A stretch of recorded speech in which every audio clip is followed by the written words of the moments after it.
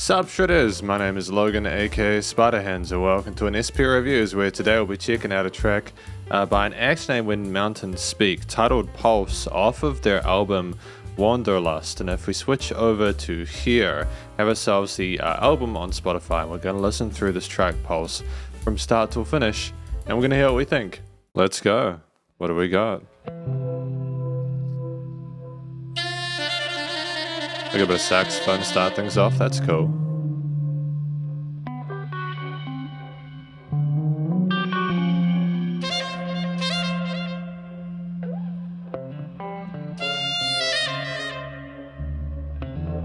Kind of trippy sounding in it, with the different guitar effects as well.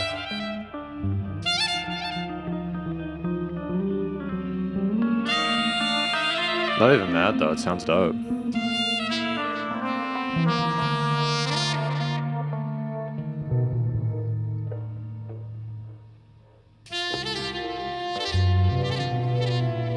Almost a cooler response to some of the guitar and sax elements.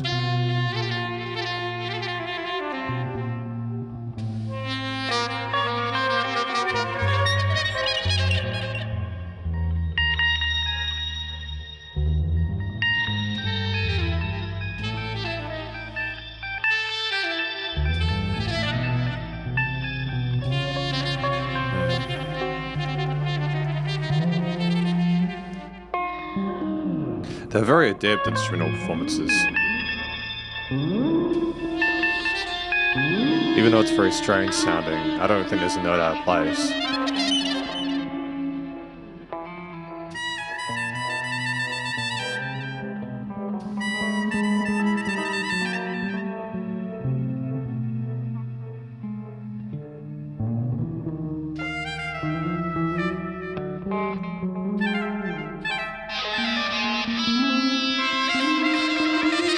Sharp distortion elements there.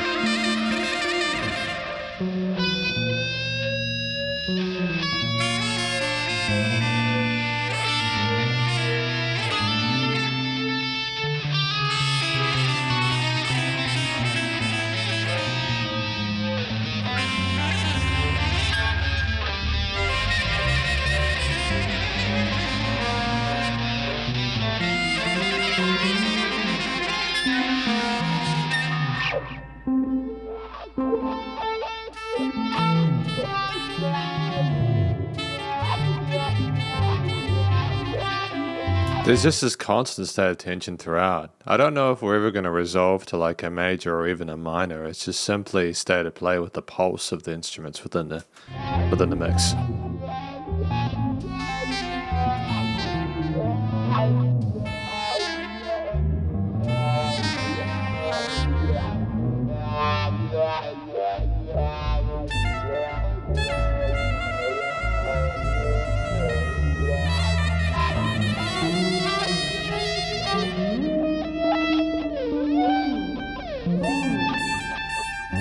I mean, it's not accidental because you can hear how there's unison notes between the sax and the lead guitars there with the wah pedal and volume effects.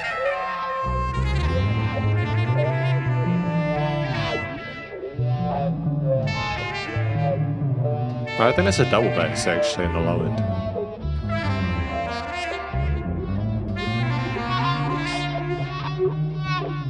Could be an electric bass, but it sounds like a double.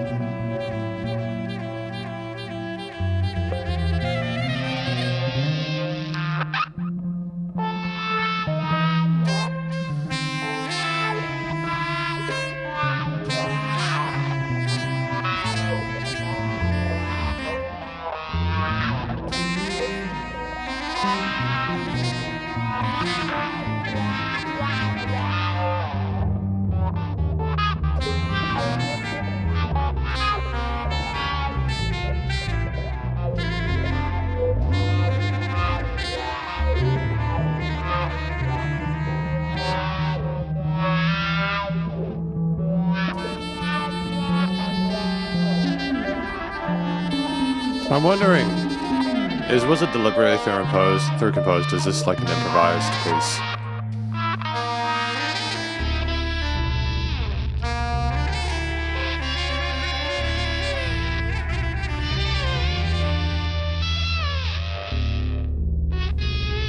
How long did it take for them to write this?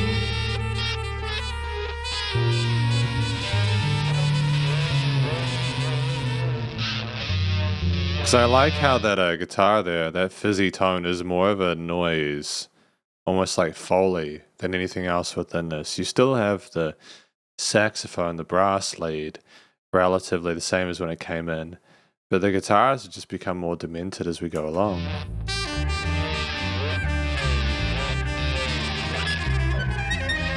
With added kind of like urgency with some of those sharp notes.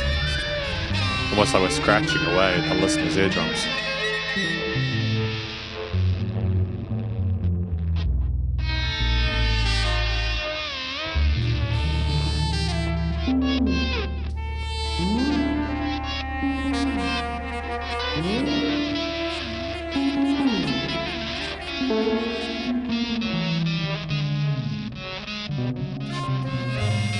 Is it almost meant to sound like a noisy synthesizer or something like that with the noise on the oscillator? Is that it?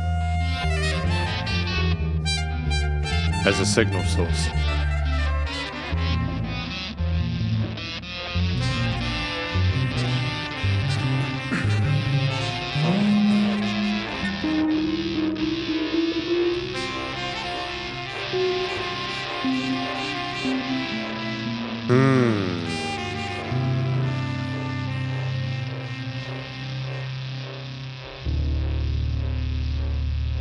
We didn't even want that that low note, that bass to kind of stick with the oscillation or the wee on that sort of synthy kind of guitarish tone there. It's an interesting choice. And welcome to the conclusion of my review of this track, titled Pulse from When Mountains Speak. What do I think this track is about? I think this track is about the pulse of the instruments involved in the piece. The album is titled When Mountains Speak, so I assume this is nature talking back to us, maybe if we're rolling with that concept there. Wanderlust, like an ethereal kind of landscape there with some really kind of sort of trippy out there, kind of some psychedelic elements there. It's fascinating music. But if I was to go with literally with the name of the track, Pulse, for literally what it was, just simply because of a lack of vocals in this piece, I would have to say it's probably, because of the way the instruments came in and out, their energy levels, they rose and came back. They were pulse, natural ebbs and troughs. And I think that was great. I could understand that by listening to it. That was especially prevalent with some of those guitar sounds. When they came in, they literally had like a vibrato or like a rate effect on it, which controlled how often it like looped. So that was cool. It was also with the rest of the elements like the bass. The double bass kind of provided a ground bed for it most of the time, where it kind of rolled around with the fretboard it was playing over. I mean, I know they're fretless, but you know what I mean. Playing around over the neck, kind of wandering around the different modes and scale shapes that worked well with the chord progressions. But I think the saxophone and the guitars, when they were there, they either were like cool and responding to each other, or they'd come together and the unison would create a natural kind of rise in the track, and then things would fall away again. And the music, I think with the way things were positioned in the stereo field, was to sort of surround you, make you kind of imagine like you're in nature surrounded by all these sounds of the forest. And I think that itself, it didn't necessarily sound as much like a song as it did like an experience, like you were listening to a movie soundtrack without any sort of spoken dialogue in it.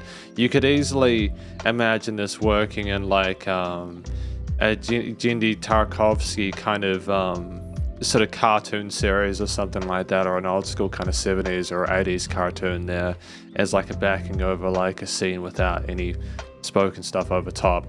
It's very atmospheric and it's very unsettling. There are some, at the start, things are a little bit more gentle, and I say that in a very gentle way within itself. It's like we want to sort of say, hey, there's going to be brass, there's going to be some guitar stuff, there's going to be the double bass, there's no percussion. So that wasn't a thing we had, which was kind of unusual. I think that's part of why things kind of floated. It stayed relatively stagnant, not in a bad way, because I know stagnant has obviously, and things aren't, when things are stagnant, it's not usually a good thing. What I mean is things remained where they were and kind of flared up, or they kind of took themselves back as pulses. And I think that when they did come together, obviously there was the natural growth there, but as we went along, things came a bit more aggressive with the distortion on the electric guitars to a point where it almost sounded like a fizzy noise-based synthesizer, and the brass, the saxophones, and the double basses continued the same throughout. But it was just very fascinating to me, because I think that was the thing that kept us going, was wondering how aggressive we were going to become with the sharper notes on the higher end of that saxophone, how much we were going to really commit to the throatiness of the saxophone, how intense we're going to get with that element there as we pulsed, and the pulses continued to become more and more intense. And then finally, of course, with that last note on the double bass, not wanting to sort of consolidate with the oscillation, the effects, whatever the notes the guitar was playing at that point, going lower, as if to say there is more than this, see if you can hear it throughout the rest of the album. And I thought that was great. It makes you want to hear more of it if you like this kind of music. I know that for me, I would probably need to sit down with this album, and I would need to listen through it from start to finish in the space of a listening session to truly be able to appreciate it. I think that is something that is quite typical with instrumental albums like this. I presume it is an instrumental, considering this song was. They are very long songs. Some of the songs on this album are just under 10 minutes. So you really have to commit. This is not an easy listening experience, and I don't think all music should be. I think the song was written well. There were a lot of different concepts across the relatively few instruments within the arrangement. And I don't think they ever ran out of ideas to play. I don't think there was ever really an issue with getting them to sit together. I think that if there were some rough edges, that was almost deliberate. There were occasional happy elements where there was like a motif which was a little bit more friendly and easy to get behind than another.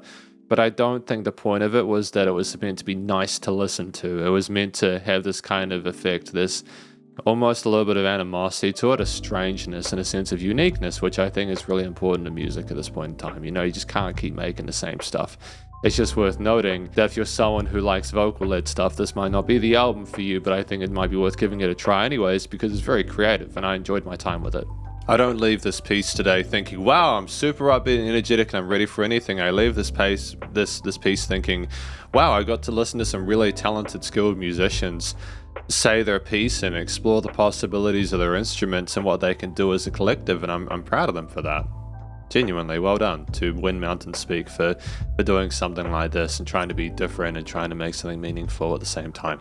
It's great. I don't think there was a note out of place. I think there was a nice amount of dynamic range to the performance. I think they are clearly skilled musicians who know how to make things sound how they want to sound, whatever the mood, and how to keep things interesting in a long form track for this length.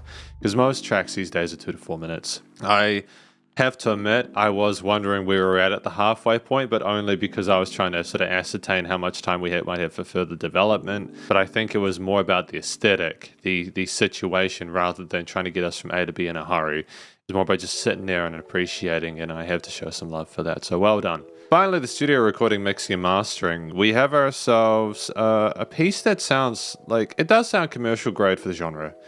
I think that the sound of the saxes, the guitars, the double bass, it was cool. It was cool. They sounded nice and raw. And when I mean raw, I don't mean they didn't have effects, because clearly there were effects on the guitar chains and a little bit of reverb on that brass and the double bass. I think that might have been filtered to kind of get it as a little bit more of a lower kind of a low-key vibe within the arrangement. But it was more like we didn't feel the need to kind of skim over the performance to correct stuff to make it sound quote-unquote perfect or like how it needs to be. We just played our instruments and they sounded great. I think there's nothing better than that, honestly. I think that things were nice and present in the mix. They were nicely surrounding in the headphones. You know, things were nice and wide in the stereo field. There were no weird resonant frequencies in the frequency spectrum. There was a nice amount of dynamic range. You know, things weren't the same loudness all the time. The leveling in general was good. You know, we didn't oversaturate the mix, and we didn't kind of need to artificially heighten or lower things either. We just played in a way that made sense. I think that's what I mean by like a raw recording is it sounded like it was live, if that makes sense. That's what I was more getting at. I mean, finally, you know, it was nice and low without pumping. So, you know, the limiting compression was done well. And I mean, basically, you know, when you have that attention to detail with the effects chains on the various instruments, that's as much of a studio thing, I suppose. It's just knowing to get heavier with it, to adjust the right amount, to kind of have that slow build over time. That takes experience and a bit of nuance. They definitely aren't beginners, that's for sure.